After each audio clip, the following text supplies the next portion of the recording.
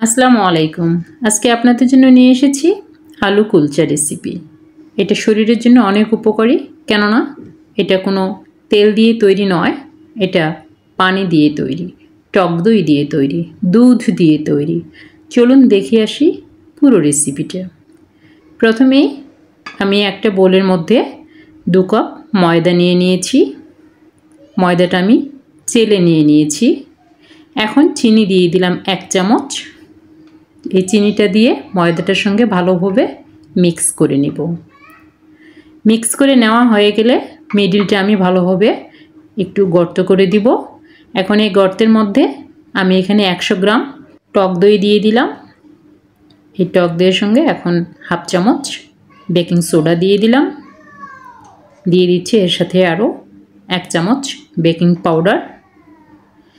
ব্যাস, এখন baking soda, baking powder এবং টক দইটা একসঙ্গে মিক্স করে নিব। একটু হালকা একটু নেড়ে চেড়ে দিয়ে মিক্স করে নেব, ওলট পালট করে দিব। এটা জাস্ট 1 থেকে 1.5 মিনিট এভাবে রেখে দিব। 1 থেকে 1.5 মিনিটের বেশি এটা রাখা যাবে না। 1 থেকে 1.5 মিনিট পরে আবার ফিরে আসছি। 1 থেকে 1.5 মিনিট পরে অলরেডি আমি ফিরে এসেছি। দেখুন এটা কিন্তু ফুলে গিয়েছে। এখন সবগুলো উপকরণ এই টক দইয়ের সঙ্গে আমি মিক্স করে নিব।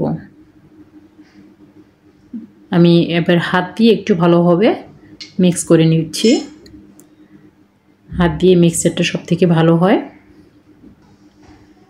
লবণ দিয়ে দিলাম 1/2 চামচ। ঘি দিয়ে দিলাম আমি 2 চামচের মতো। এখন সবগুলো উপকরণ আর একটু ভালোভাবে মথে নিব। এখন দুধ নিয়ে নিয়েছি আমি 1 কাপ। এখানে অল্প একটু করে দুধ দিয়ে আমি ডোটা ভালোভাবে করে নিব।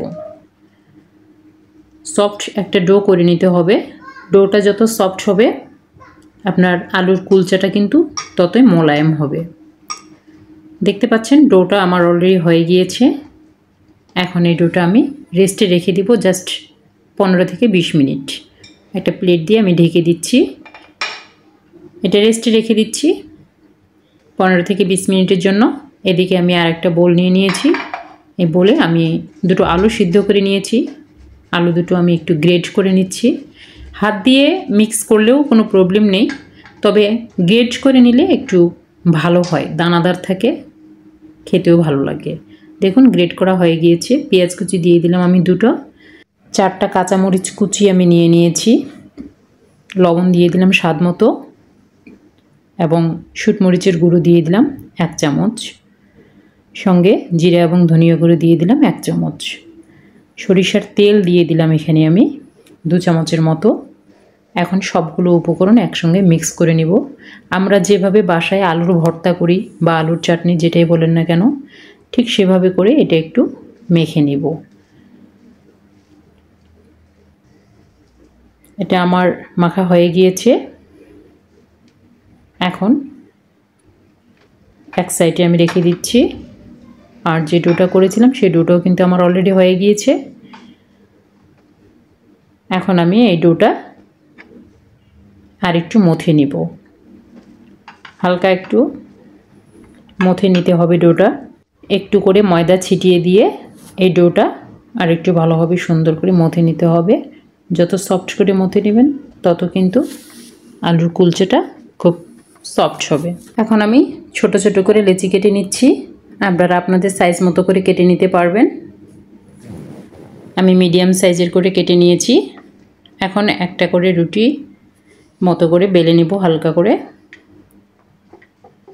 এভাবে করে বেলে নিয়ে আলুর যে পুরটা করে রেখেছিলাম সে পুরটা এখানে দিয়ে দিব। আমি এখানে 2 চামচ আলুর পুর দিয়ে দিয়েছি। এখন এটা ভালোভাবে চেপে বসিয়ে দিব। আর মুখটা দেখুন এইভাবে করে বন্ধ করে দিব। চতুর্পাশ থেকে টেনে নিয়ে এসে ছোট্ট করে একটা গিট মেরে দিব। ব্যাস হয়ে গিয়েছে। এভাবে করে কিন্তু আমি সবগুলো পুট ভিতরে একবারে ভরিয়ে নিয়েছি। এখন আলুর কুলচাগুলো খুব ভালোভাবে বেলে নিব। হালকা একটু করে ময়দা ছিটিয়ে দিয়ে খুব দ্রুত হয়ে যায় এটা। দেখুন হয়ে গিয়েছে আমার। আমি আরেকটা বেলে দেখিয়ে দিচ্ছি। খুব দ্রুত হয়ে যায়। ব্যাস আমি এইভাবে করে সবগুলো আলুর কুলচা বানিয়ে নিয়েছি। দেখুন রেডি হয়ে গিয়েছে। এখন আমি একটা চুলার মধ্যে ফ্রাই প্যানের মধ্যে অলরেডি দিয়ে দিয়েছি একটু পানি গরম করে দিয়ে একটা আলুর কুলচা এর মধ্যে দিয়ে দিয়েছি। আমি ক্যামেরাটা এই মুহূর্তে একটু মিস করেছি। ফ্রাই প্যানটা অবশ্যই একটু নড়িয়ে চড়িয়ে দিবেন এভাবে করে, তাহলে এর মধ্যে যে পানিটা আছে সেই পানিটা কিন্তু খুব সুন্দরভাবে চতুর্পাশে বয়েল হয়। দেখতে পাচ্ছেন আসলে আমার ফ্রাই প্যানটা হোয়াইট। ফ্রাই প্যানটা খুবই হোয়াইট হওয়ার কারণে আপনারা হয়তো বুঝতে পারছেন না যে এটা কত সুন্দর হয়েছে। দেখুন আমি উপরে একটু ঘি দিয়ে দিলাম।